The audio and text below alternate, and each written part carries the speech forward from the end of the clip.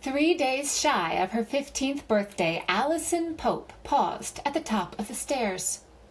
Say the staircase was marble. Say she descended and all heads turned. Where was Special One? Approaching now, bowing slightly, he exclaimed, "How can so much grace be contained in one small package?" Oops. Had he said small package and then just stood there, broad, prince-like face, totally bland of expression? Oh, poor thing. Sorry, no way. Down he went. He was definitely not Special One. What about this guy, behind Mr. Small Package, standing near the home entertainment center with a thick neck of farmer integrity, yet tender, ample lips, who, placing one hand on the small of her back, whispered, "Dreadfully sorry you had to endure that bit about the small package just now. Let us go stand on the moon. In the moon. In the moonlight." Had he said, "Let us go stand on the moon"? If so, she would have to be like, and if no wry acknowledgement was forthcoming, be like, "I am not exactly dressed for standing on the moon," which, as I understand it, is like super cold. Come on, guys. She couldn't keep treading gracefully on this marble staircase in her mind forever.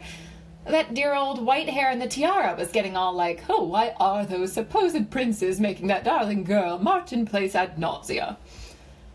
Plus, she had a recital tonight and had to go fetch her tights from the dryer. Oh, egads, one found oneself still standing at the top of the stairs. Okay. Do the thing where, facing upstairs, hand on railing, you hop down the stairs, one at a time, which was getting a lot harder lately due to someone's feet were getting longer every day, seemed like. Pas de chat, changement, changement. Hop over thin metal thingy, separating hallway tile from living room rug, curtsy to self in entryway mirror. Come on, Mom, get here. We do not wish to be castigated by Ms. Callow again in the wings. Although actually she loved Miss C. So strict. Also loved the other girls in class. And the girls from school. Loved them. Everyone was so nice. Oh, plus the boys at her school. Plus the teachers at her school. All of them were just doing their best. Actually, she loved her whole town. That adorable grocer spraying his lettuce. Pastor Carol with her large, comfortable butt. The chubby postman gesticulating with his padded envelopes. It had once been a mill town. Wasn't that crazy? What did that even mean? Also, she loved her house. Across the creek was the Russian church. So ethnic. That onion dome had loomed in her window since her Pooh Footy days. Also, loved Gladsong Drive. Every house on Gladsong was a Corona Del Mar. That was amazing. If you had a friend on Gladsong, you already knew where everything was in his or her home. Jeté, rond de jambe, pas de beret. Ooh, on a happy whim, do front roll, hop to your feet. Kiss the picture of Mom and Dad taken at Penny's back in the Stone Ages when you were that little cutie right there, with a hair bow bigger than all outdoors. Sometimes feeling happy like this, she imagined a baby deer trembling in the woods. "Oh, where's your mama, little guy?" "I don't know," the deer said in the voice of Heather's little sister, Becca. "Are you afraid?" she asked it. "Are you hungry? Do you want me to hold you?" "Okay," the baby deer said. Here came the hunter now, dragging the deer's mother by the antlers. Her guts were completely splayed. Oh, geez, that was nice. She covered the baby's eyes and was like, "Don't you have anything better to do, dank hunter, than kill this baby's mom? You seem like a nice enough guy." "Is my mom killed?" the baby said in Becca's voice. No, she said. "This gentleman was just leaving." The hunter, captivated by her beauty, doffed his cap, and going down on one knee said, "If I could will life back into this fawn, I would do so, in hopes you might defer one tender kiss upon our elderly forehead." "Go," she said, "only for your task of penance. Do not eat her. Lay her out in a field of clover with roses strewn about her, and bestow a choir to softly sing of her foul end." "Lay who out?" the baby deer said. "No one," she said. "Never mind. Stop asking so many questions." Pas de chat, changement, changement. She felt hopeful that Special One would hail from far away. The local boys possessed a certain je ne sais quoi which, tell the truth, she was not très crazy about, such as actually named their own nuts. She had overheard that, and aspired to work for county power because the work shirts were awesome and you got them free. So, ixnay on the local boys. A special ixnay on Matt Dre, owner of the largest mouth in the land. Kissing him last night at the pep rally had been like kissing an underpass. Scary. Kissing Matt was like suddenly this cow in a sweater is bearing down on you who will not take no for an answer, and his huge cow head is just being flooded by chemicals that are drowning out what little powers of reason Matt actually did have. What she liked was being in charge of her. Her body, her mind, her thoughts, her career, her future. That was what she liked. So be it. We might have a slight snack. Un petit repas. Was she special? Did she consider herself special? Oh gosh, she didn't know. In the history of the world, many had been more special than her. Helen Keller had been awesome. Mother Teresa was amazing. Mrs. Roosevelt was quite chipper in spite of her husband, who was handicapped, which, in addition, she had been gay, with those big old teeth, long before such time as being gay and First Lady was even conceptual.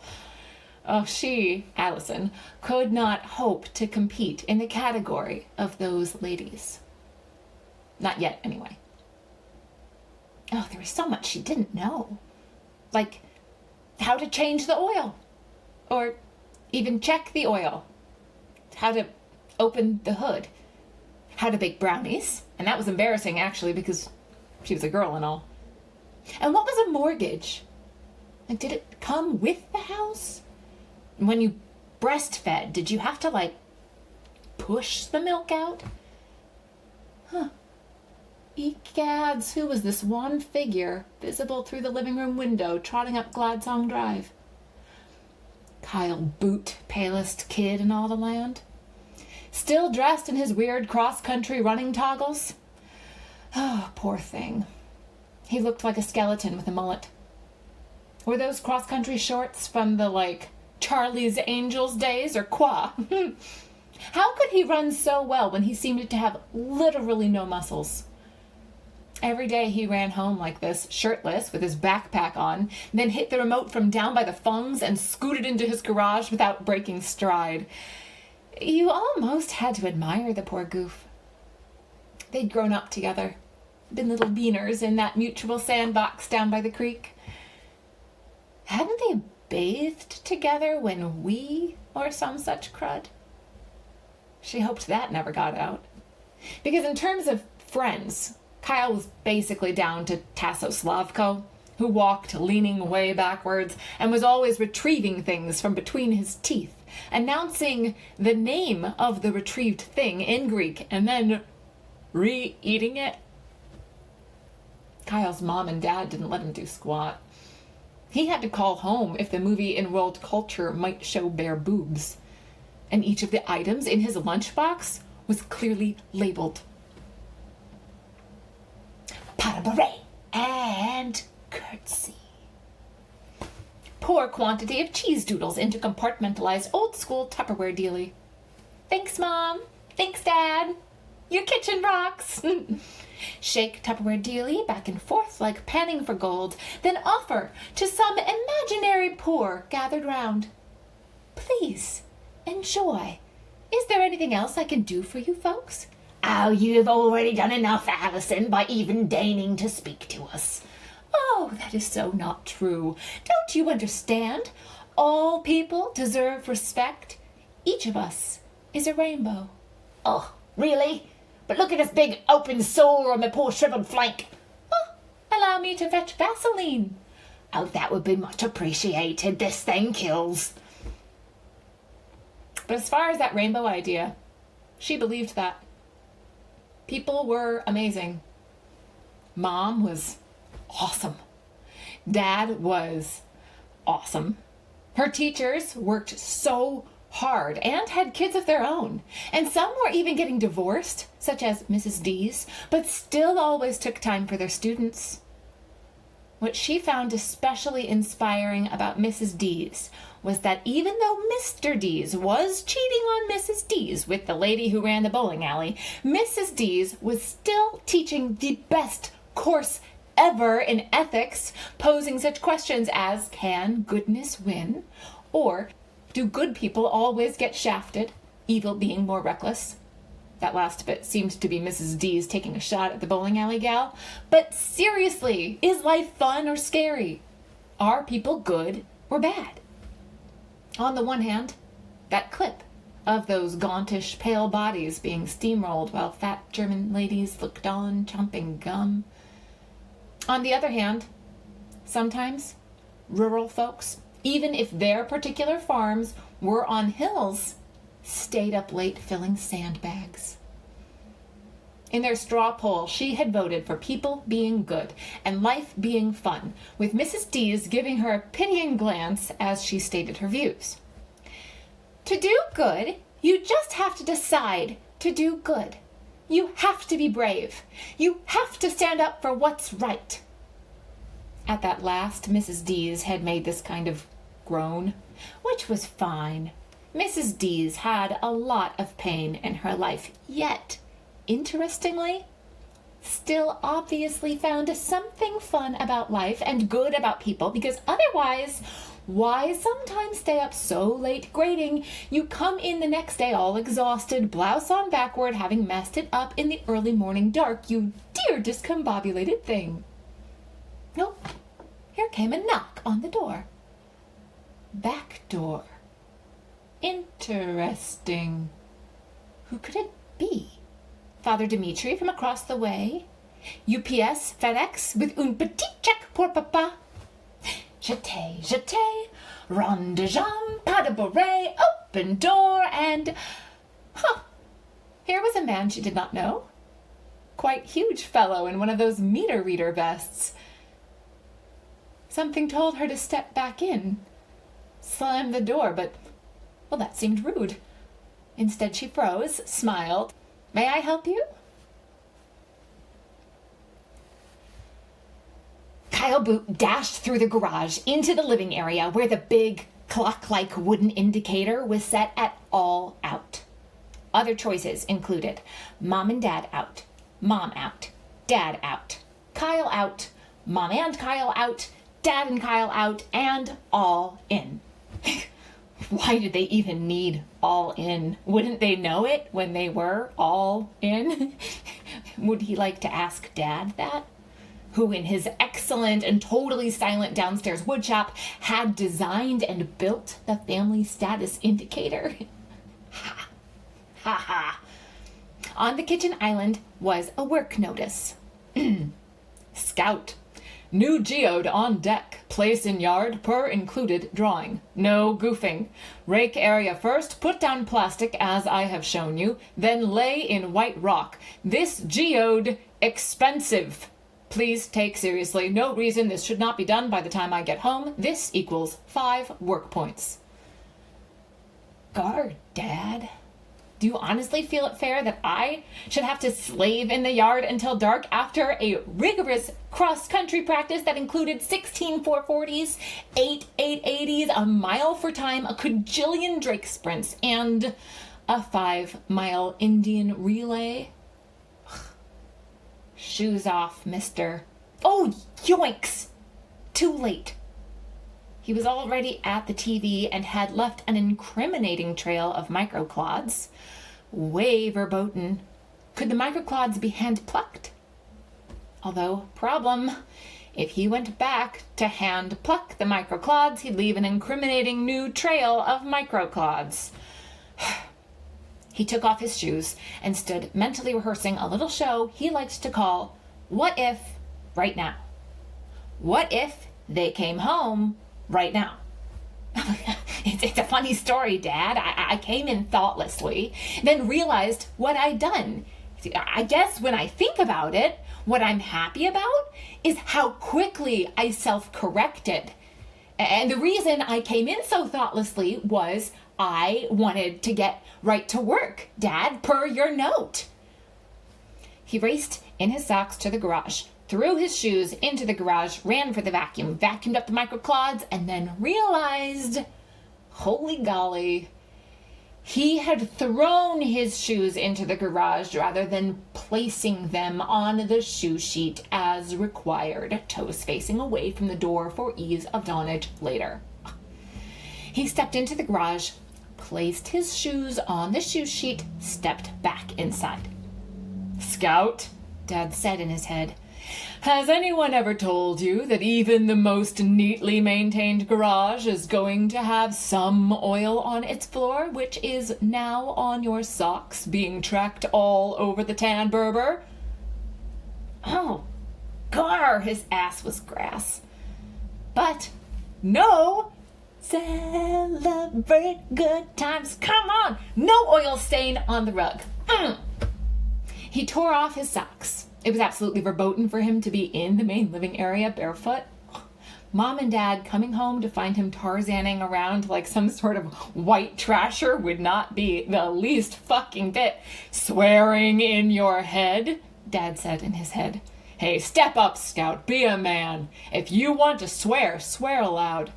Oh, I don't want to swear aloud. Well, then don't swear in your head. Mom and Dad would be heartsick if they could hear the swearing he sometimes did in his head, such as crap cunt, shit turd, dick in the ear, butt creamery. Oh, why couldn't he stop doing that? They thought so highly of him, sending weekly braggy emails to both sets of grandparents, such as, Kyle's been super busy keeping up his grades while running varsity cross country, though still a sophomore, while setting aside a little time each day to manufacture such humdingers as cunt swoggle, rear fuck. Oh, what was wrong with him? Why couldn't he be grateful for all that Mom and Dad did for him instead of cornhole the ear fuck, flick cunt the pale vestige with a proddering dick knee? Ah! You could always clear the mind with a hard pinch on your own minimal love handle. Ugh. Ouch. Hey, today was Tuesday, a major treat day. The 5 new work points for placing the geode plus his existing 2 work points totaled 7 work points, which, added to his 8 accrued usual chore points, made 15 total treat points, which could garner him a major treat. For example, 2 handfuls of yogurt-covered raisins, plus 20 free choice TV minutes, although the particular show would have to be negotiated with Dad at time of cash-in. One thing you will not be watching, Scout, is America's most outspoken dirt bikers. Whatever. Whatever, Dad. Oh, really, Scout? Whatever? Will it be whatever when I take away all your treat points and force you to quit cross-country, as I have several times threatened to do, if a little more cheerful obedience wasn't forthcoming? No, I don't want to quit, Dad. Please, I'm good at it. You'll see, first meet, even Matt Dre said, who is Matt Dre? Some ape on the football team? Yes. Is his word law? No. What did he say? Little shit can run. Oh, nice talk, Scout. Ape talk. Anyway, you may not make it to the first meet. Your ego seems to be overflowing its banks. And why? Because you can jog. Anyone can jog. Beasts of the field can jog. I'm not quitting, anal cock shit bird rectum Fritz. Please, I am begging you. It's the only thing I'm decent at. Mom, if he makes me quit, I swear to God, I'll... Drama doesn't suit you, beloved only. If you want the privilege of competing in a team sport, Scout, show us that you can live within our perfectly reasonable system of directives designed to benefit you. Hello. A van had just pulled up in the St. Michael's parking lot. Kyle walked in a controlled, gentlemanly manner to the kitchen counter. On the counter was Kyle's traffic log, which served the dual purpose of 1. Buttressing Dad's argument that Father Dimitri should build a soundproof retaining wall, and 2. Constituting a data set for a possible science fair project for him, Kyle, entitled, by Dad, Correlation of Church Parking Lot Volume versus Day of Week with Ancillary Investigation of Sunday Volume Throughout Year. Smiling agreeably, as if he enjoyed filling out the log, Kyle very legibly filled out the log. Vehicle, van. Color, gray. Make, Chevy. Year, unknown. A guy got out of the van, one of the usual rooskies. Rooski wasn't allowed slang. Also, dang it. Also, holy golly. Also, crapper. The Rooski was wearing a jean jacket over a hoodie, which, in Kyle's experience, was not unusual church wear for the Rooskis, who sometimes came directly over from Jiffy Lube still wearing coveralls. Under vehicle driver, he wrote, probable parishioner. That sucked. Stank, rather. The guy being a stranger, he, Kyle, now had to stay inside until the stranger left the neighborhood, which totally futzed up his geode placing. He'd be out there until midnight. What a detriment. The guy put on a day-glow vest. Dude was a meter reader. The meter reader looked left, then right, leaped across the creek, entered the Pope backyard, passed between the soccer ball rebounder and the in-ground pool, then knocked on the Pope door. Good leap there, Boris. The door swung open. Allison.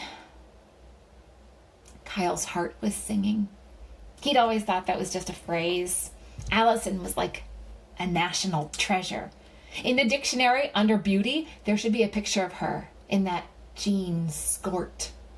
Although lately she didn't seem to like him all that much. Now she stepped across her deck so the meter reader could show her something. Something electrical wrong on the roof? The guy seemed eager to show her. Actually, he had her by the wrist and was, like, tugging.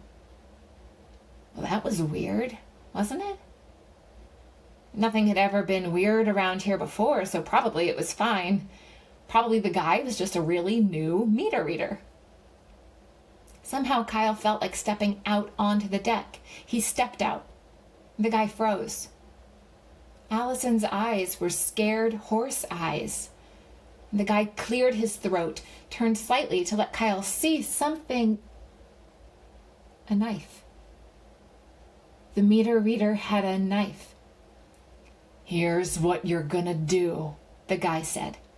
Standing right there until we leave. Move a muscle, I knife her in the heart. Swear to God, got it? Kyle's mouth was so spitless, all he could do was make his mouth do the shape it normally did when saying yes. Now they were crossing the yard. Allison threw herself to the ground. The guy hauled her up. She threw herself down. He hauled her up. It was odd seeing Allison tossed like a rag doll in the sanctuary of the perfect yard her dad had made for her. She threw herself down. The guy hissed something. and she rose, suddenly docile. In his chest, Kyle felt the many directives, major and minor, he was right now violating. He was on the deck, shoeless, on the deck, shirtless, was outside when a stranger was near, had engaged with that stranger. Last week, Sean Ball had brought a wig to school to more effectively mimic the way Bev Mirren chewed her hair when nervous. Kyle had briefly considered intervening. At evening meeting, Mom had said that she considered Kyle's decision not to intervene judicious. Dad had said, well, that was none of your business. You could have been badly hurt. Mom had said, well, think of all the resources we've invested in you, beloved only. Dad had said, I know we sometimes strike you as strict, but you are literally all we have. They were at the soccer ball rebounder now. Allison's arm up behind her back. She was making a low, repetitive sound of denial, like she was trying to invent a noise that would adequately communicate her feelings about what she just this instant realized was going to happen to her. He was a kid. There was nothing he could do. In his chest, he felt the lush release of pressure that always resulted when he submitted to a directive. There at his feet was the geode. He should just look at that until they were gone. It was a great one, maybe the greatest one ever. The crystals at the cutaway glistened in the sun. It would look nice in the yard once he'd placed it. He'd placed it once they were gone. Dad would be impressed that even after what had occurred, he'd remembered to place the geode. That's the ticket, Scout. We are well pleased, beloved only. Super job, Scout. Holy crap, it was happening. She was marching along, all meek, like the trooper he'd known she'd be. He'd had her in mind since the baptism of, what's-his-name, Sergei's kid at the Russian church. She'd been standing in her yard, her dad, or some such, taking her picture. He'd been like, hello, Betty. Kenny had been like, oh, little young bro, and he'd been like, for you, Grandpa. When you studied history, the history of cultures, you saw your own individual time as hidebound. There were various theories of acquiescence. In Bible days, a king might ride through a field and go, that one. And she would be brought unto him, and they would duly be betrothed. And if she gave birth unto a son, super, bring out the streamers, she was a keeper. Was she, that first night, digging it? Probably not. Was she shaking like a leaf? Didn't matter. What mattered was offspring and the furtherance of the lineage, plus the exaltation of the king, which resulted in righteous, kingly power. Here was the creek. He marched her right through. The following bullet points remained in the decision matrix. Take to side van door, shove in, follow in, tape wrist's mouth, hook to chain, make speech. He had the speech down cold. Had practiced it both in his head and on the recorder. Calm your heart, darling. I know you're scared because you don't know me yet and didn't expect this today. But give me a chance and you will see we will fly high. See, I'm putting the knife right over here, and I don't expect I'll have to use it, right? If she wouldn't get in the van, punch hard in gut, then pick up, carry to side van door, throw in, tape wrist's mouth, hook to chain, make speech, etc., etc. Stop. Pause, he said. Gal stopped.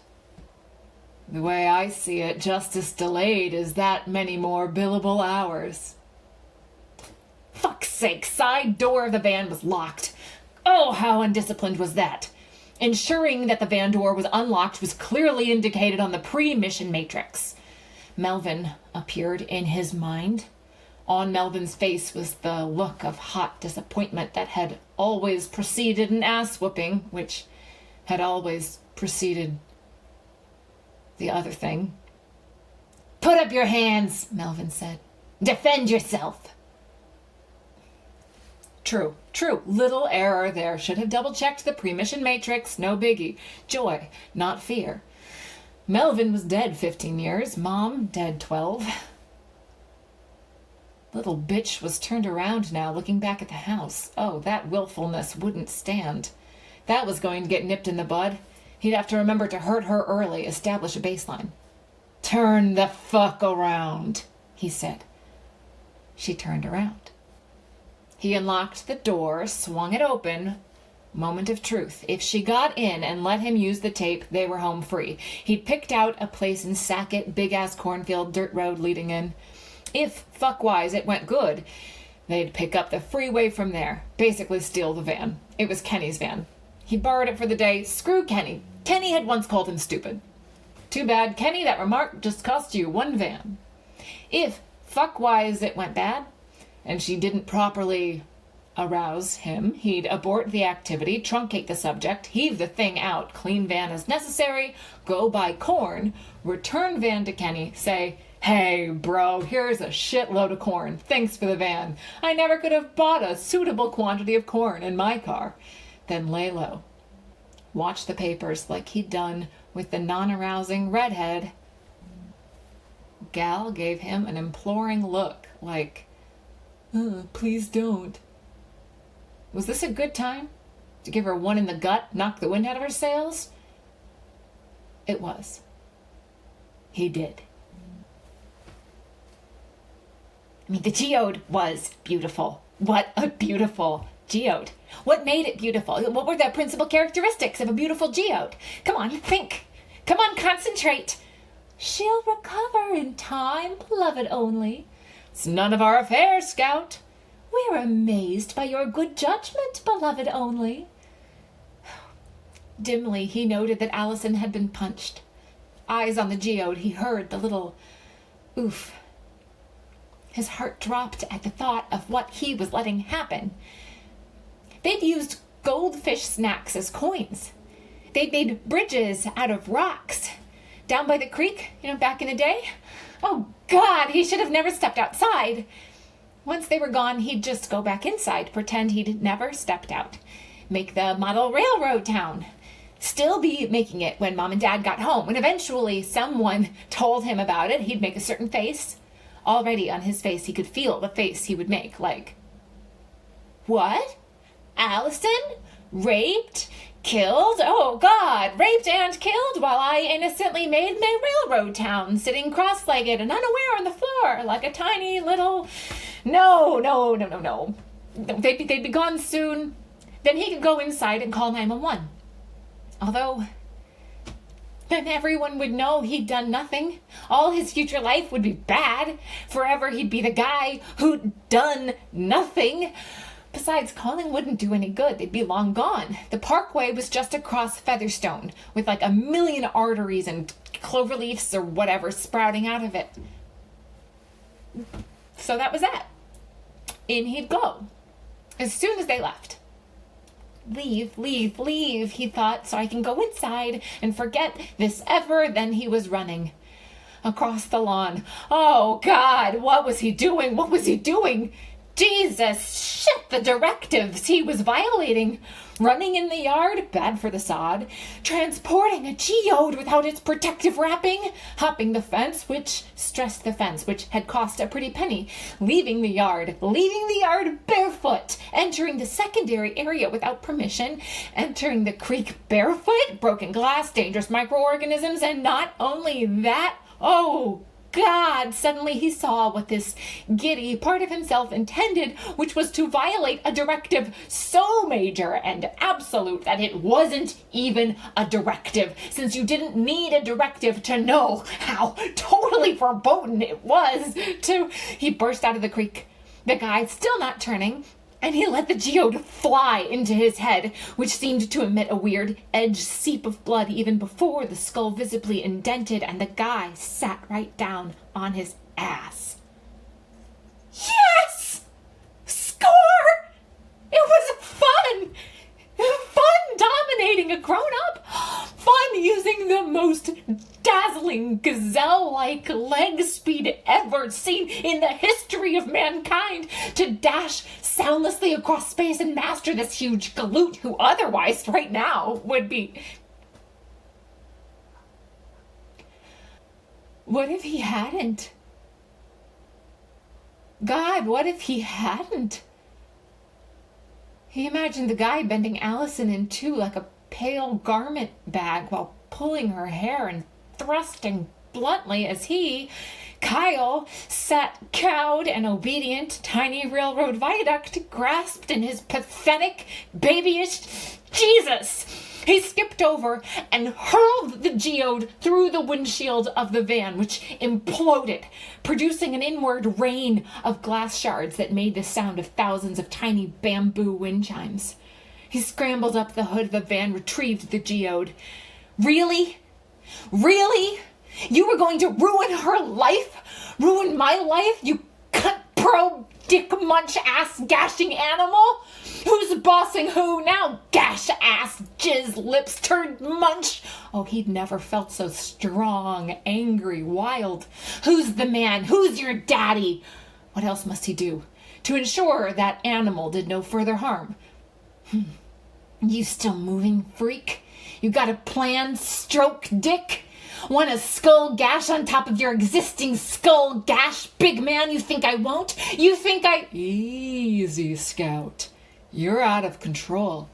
Slow your motor down, beloved only. Quiet! I'm the boss of me. Fuck. What the hell? What was he doing on the ground?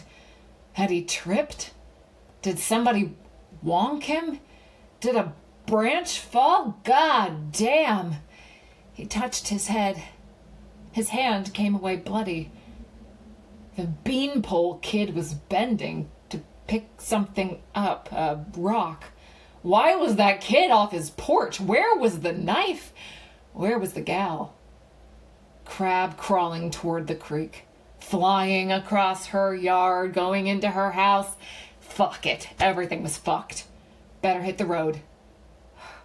With what? His good looks? He had $8 total.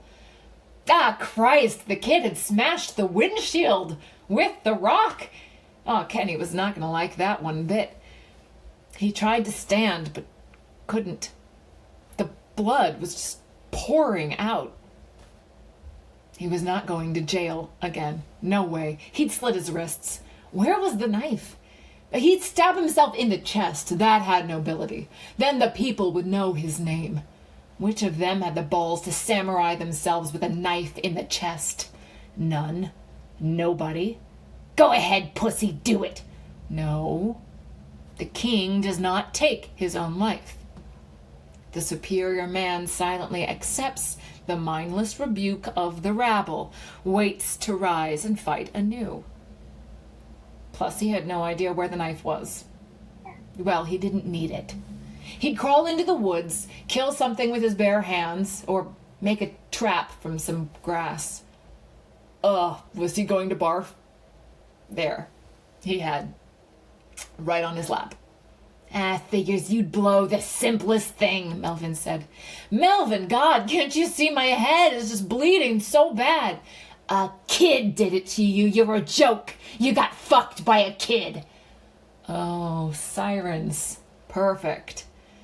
Well, it was a sad day for the cops. He'd fight them hand to hand. He'd sit until the last moment watching them draw near, doing a silent death mantra that would centralize all his life power in his fists.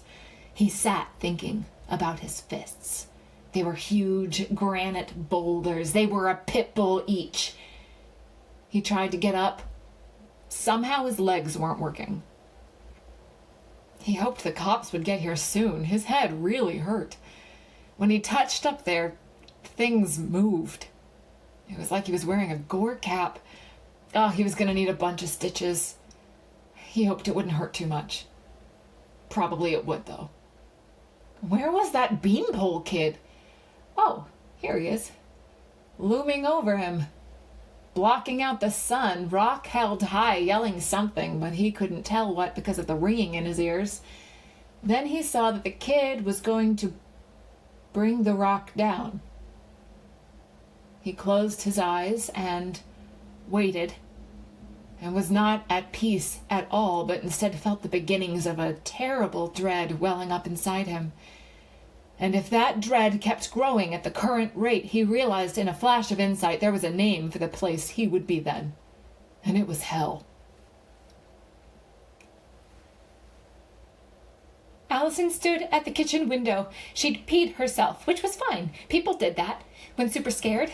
She'd noticed it when she was making the call. Her hands had been shaking so bad. Oh, they still were. One leg was doing the thumper thing. God, the things he just said to her.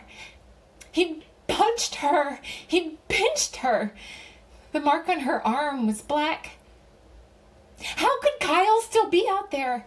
But there he was in those comical shorts. So confident he was goofing around, hands clenched over his head like a boxer from some cute alt universe where a kid that skinny could actually win a fight against a guy with a knife. Wait. His hands weren't clenched. He was holding the rock, shouting something down at the guy who was on his knees like the blindfolded Chinese fellow in that video they'd seen in history about to get sword killed by a formal dude in a helmet. Kyle, don't, she whispered. For months afterwards, she had nightmares in which Kyle brought the rock down. She was on the deck trying to scream his name, but nothing was coming out. Down came the rock. Then the guy had no head. The blow just literally dissolved his head. Then his body tumped over, and Kyle turned to her with this heartbroken look of, "My life is over. I have killed a guy." Why was it, she sometimes wondered, that in dreams we can't do the simplest things? Like a crying puppy is standing on some broken glass, and you want to pick it up and brush the shards off its pads, but you can't because you're balancing a ball on your head. Or you're driving and there's this old guy on crutches and you go to Mr. Fetter, your driver's ed teacher, "Should I swerve?" And he's like, "Probably." But then you hear this big clunk and Fetter makes a negative mark in his book. Sometimes she'd wake up crying from the dream about Kyle. The last time Mom and Dad were already there, going, "That's not how it happened. Remember, Allie? How did it happen? Say it. Say it out loud. Allie, can you tell Mommy and Daddy how it really happened?" I ran outside," she said. "I shouted." "That's right," Dad said. "You shouted. Shouted like a champ." "And what did Kyle do?" Mom said. "He put down the rock," she said. "A bad thing happened to you kids," Dad said. "But it could have been worse." "So much worse," Mom said. "But because of you kids," Dad said, "it wasn't." "You did so good," Mom said. "You did beautiful," Dad said.